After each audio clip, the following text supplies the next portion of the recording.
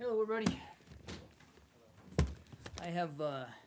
We strongly condemn the recent spate of deadly terrorist attacks that have been focused on civilians, including women and children, and which have brutally taken hundreds of lives, from Istanbul to Dhaka to Baghdad to the attacks in Saudi Arabia. These acts have shown no respect for human life, whether young or old, male or female, Muslim or non-Muslim.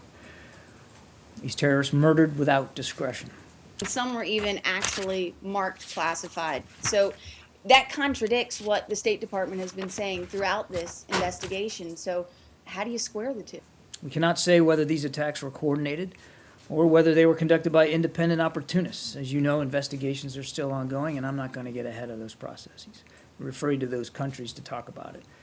But what we do know is that the goal of these attacks was to attract attention and to spread terror and to spread fear. They occurred during and at the end of Ramadan, the holiest time of the year for Muslims. Indeed, a Daesh spokesman himself called for targeting during this very holy month. So what's obviously evident is that Daesh certainly has no respect for Muslim life in general, or any respect for Islam itself.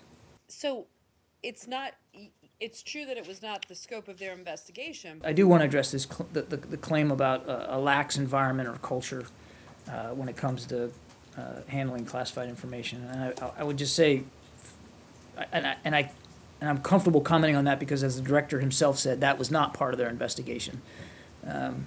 Their assessment of a lax environment or culture. We don't share that assessment of our institution.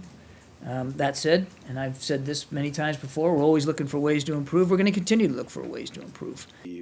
The multiple attacks that occurred over the weekend, notably those in Turkey.